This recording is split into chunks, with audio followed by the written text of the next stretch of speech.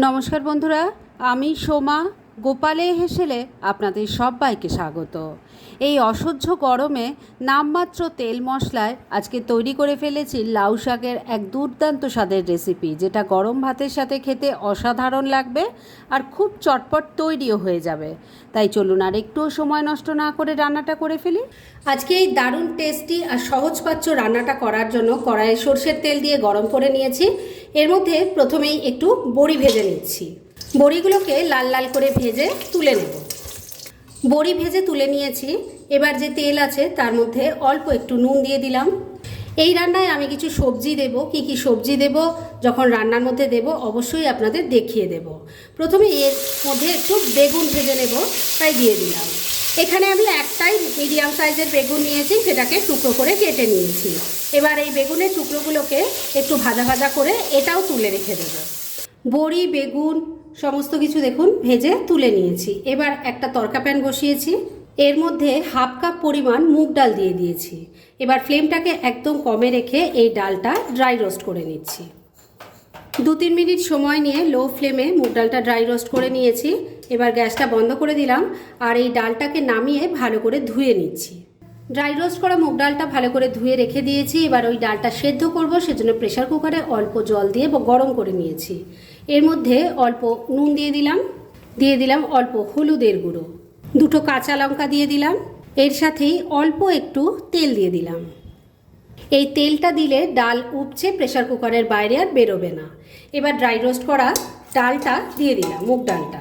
লিডটা লাগিয়ে দিচ্ছি আর মিডিয়াম ফ্লেমে রেখে 2-3টে হুইসেল পড়লেই ডাল ভালো মতো সেদ্ধ হয়ে যাবে। তাহলে ডাল সেদ্ধ হোক, আর এই সময়ের মধ্যে চলুন অন্যদিকের ওভেনে বাদবাকি কাজটা সেরে ফেলি। ডাল সেদ্ধ করার জন্য পাশের ওভেনে বসিয়ে রেখেছি। ওদিকে বড়ি আর বেগুনের টুকরো ভাজা হয়ে গেছে। এবার কড়াইয়ে যতটুকু তেল আছে তার মধ্যেই কিন্তু বাকি রান্না হয়ে যাবে। এর মধ্যে এবার প্রথমেই দিয়ে দেব অল্প একটু 5 ফোড়ন, দিয়ে দিচ্ছি একটা তেজপাতা, একটা শুকনো লঙ্কা। ফোড়নটা একটু ভাজা ভাজা করে নিচ্ছি। ফোড়নটা ভাজা ভাজা হয়ে গেছে। এবার এর মধ্যে এক এক করে কিছু সবজি দেব। প্রথমে দিয়ে দিচ্ছি একটু আলুর টুকরো। এখানে একটাই ছোট সাইজের আলু আছে, সেটাকে টুকরো করে কেটে নিয়ে দিয়ে দিলাম। তেলের সাথে মিশিয়ে নিয়ে আগে আলুর টুকরো একটু হালকা করে ভাজা ভাজা করে নিচ্ছি। বন্ধুরা, আপনারা আমার রেসিপি দেখার সাথে সাথে আমার ফেসবুক পেজ গোপালের হেসেল, তাতেও ভিজিট করতে পারেন। ডেসক্রিপশন বক্সে লিঙ্ক দেওয়া আছে। আলুর টুকরোগুলো হালকা করে ভাজা ভাজা করে নিয়েছি। এবার এর মধ্যে দিয়ে দিচ্ছি ঝিঙে আর কুমড়োর টুকরো। সব কিছুর সাথে ভালো করে মিশিয়ে নিয়ে এগুলোকেও একটু হালকা ভাজা ভাজা করে নেব। সবজি এরকম ধাপে ধাপে দিয়ে হালকা ভেজে রান্না করলে কিন্তু টেস্ট অসাধারণ হয়। 2-3 মিনিট সময় নিয়ে সবজিগুলোকে ভাজা ভাজা করে নিয়েছি। এবার এর মধ্যে দিয়ে দিচ্ছি আদা, কাঁচা লঙ্কা আর গোটা জিরে একসাথে বেটে নিয়েছি। এখানে হাফ ইঞ্চি আদা আছে, 3টে কাঁচা লঙ্কা আছে, ঝালটা অবশ্যই নিজেদের টেস্ট অনুযায়ী দেবেন, আর 1 চামচ গোটা জিরে নিয়েছি। প্রথমে শুকনো বেটে নিয়েছি আর তারপর অল্প জল দিয়ে একটা মিহি পেস্ট তৈরি করে নিয়েছি, দিয়ে দিলাম সেটা। এর সাথে দিয়ে দিচ্ছি অল্প হলুদের গুঁড়ো, স্বাদ মতো নুন দিয়ে দিচ্ছি। তবে নুন দেওয়ার আগে খেয়াল রাখবেন, মুগ ডালটাও কিন্তু এতে পড়বে, আর মুগ ডাল সেদ্ধ করার সময়ও অল্প নুন দিয়েছিলাম। অল্প চিনি দিয়ে দিলাম। এবার সব কিছু খুব ভালো করে মিশিয়ে ভালো করে একটু কষিয়ে নিতে হবে। সবজির সাথে মশলাটা ভালো করে মিশিয়ে মিনিট 2 সময় নিয়ে একটু কষিয়ে নিয়েছি। এবার এর মধ্যে দিয়ে দেবো এই রান্নার আরেকটা স্পেশাল ইনগ্রেডিয়েন্ট, সেটা হলো লাউ শাক। বাজারে এখন খুব ভালো লাউ শাক পাওয়া যাচ্ছে, আর সেটা দিয়েই কিন্তু আপনারা এই রান্নাটা খুব ইজিলি করে নিতে পারেন। লাউ শাকটা ভালো করে কুচিয়ে ধুয়ে পরিষ্কার করে রেখেছি, সেটা দিয়ে দিলাম। এর সাথে ছোট ছোট 2টো টমেটো দিয়ে দিলাম। এবার সব কিছু আবারও খুব ভালো করে মিশিয়ে নিচ্ছি। এই রান্নাটা বন্ধুরা খুব কম তেল মশলার রান্না, কিন্তু খেতে অসাধারণ হয়। সেটা আগে যদি এভাবে না ট্রাই করে থাকেন, একবার ট্রাই করুন, তাহলেই বুঝতে পারবেন। সব কিছু ভালো করে মেশানো হয়ে গেছে। এবার সবজি আর শাক যাতে হালকা সফট হয়ে যায়, সেজন্য ফ্লেমটাকে লো আর মিডিয়ামের মাঝামাঝি রেখে ঢাকা দিয়ে 2-3 মিনিট রান্না করে নিচ্ছি। মিনিট 3 রান্নাটা করে নিয়েছি। এবার ঢাকা তুললাম। সমস্ত সবজিগুলো একটু সফট হয়ে গেছে। এবার এর মধ্যে ভেজে রাখা বেগুন আর বড়ি দিয়ে দিলাম, মিশিয়ে নিচ্ছি। ভেজে রাখা বেগুন আর বড়িটা ভালো করে মিশিয়ে নিয়েছি। এবার আবারও এটাকে ঢাকা দিয়ে মিনিট 2 রান্না করে নিচ্ছি। মিনিট 2 আবারও রান্নাটা হয়ে গেছে। এবার ঢাকা তুললাম। সবজিগুলো দেখেই নিশ্চয়ই বুঝতে পারছেন ভালো মতো সেদ্ধ হয়ে গেছে। আর ওদিকে প্রেসার কুকারে যে ডালটা সেদ্ধ করে রেখেছিলাম, সেটারও কিন্তু লিডটা খুলে দিয়েছি। এবার সেই মুগ ডালটা এর মধ্যে ঢেলে দিলাম। এর সাথেই অল্প একটু উষ্ণ গরম জলও দিয়ে দিলাম, ভালো করে মিশিয়ে নিচ্ছি। সব কিছু ভালো করে মিশিয়ে নিয়েছি। তবে বন্ধুরা মনে করবেন না রান্না শেষ হয়ে গেল, কেননা এর রান্নার শেষ পর্যায়ে একটা ছোট্ট সাধারণ ইনগ্রেডিয়েন্ট অ্যাড করাতেই রান্নার টেস্ট কিন্তু বহু গুণ বেড়ে যাবে। তাই একটু ধৈর্য ধরে ভিডিওটা শেষ অবধি দেখুন। যাই হোক, এবার ঢাকা দিয়ে 3-4 মিনিট রান্না করে নিচ্ছি। মিনিট 3 আবারও ঢাকা দিয়ে রান্না করে নিয়েছি। এবার ঢাকা তুললাম। সবজি সমস্ত ভালো মতো সেদ্ধ হয়ে গেছে, আমি তো দেখে নিয়েছি, তবে আপনাদেরও দেখিয়ে দিই।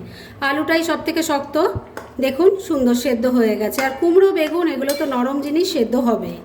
আর এই একটা পদ দিয়ে বন্ধুরা আলাদা করে ডাল সবজি আপনাদের আর করতে হবে না। এই একটার মধ্যেই কিন্তু দুটো টেস্ট থাকবে, আর খেতেও অসাধারণ হয়। সেটা একবার ট্রাই করুন, বারবারই বলছি, একবার ট্রাই করলেই বুঝতে পারবেন। যাই হোক, এবার তো রান্নাটা মোটামুটি হয়ে এসেছে। এবার শেষ পর্যায়ে বলেছিলাম এর মধ্যে একটা টুইস্ট পড়বে, সেটাই দেব। সেই মশলাটা আমি বেটে নিয়েছি।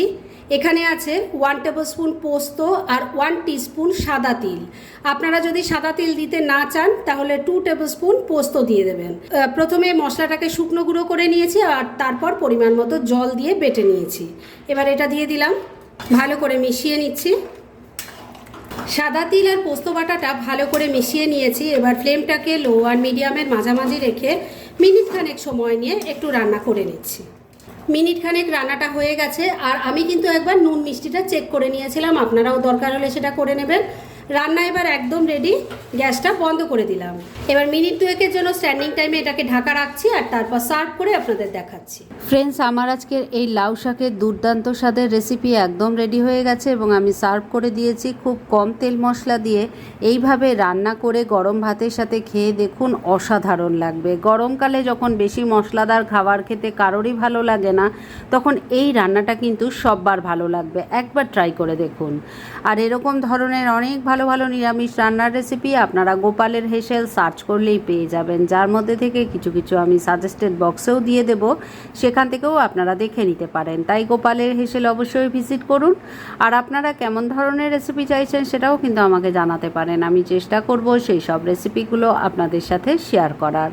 আর আমার আজকের এই রেসিপি যদি আপনাদের ভালো লাগে আর ইউজফুল বলে মনে হয়, তাহলে যারা এখন আমার চ্যানেলটাকে সাবস্ক্রাইব করেননি তারা প্লিজ সাবস্ক্রাইব করুন। তাহলে আজকের মতো এখানেই শেষ করছি।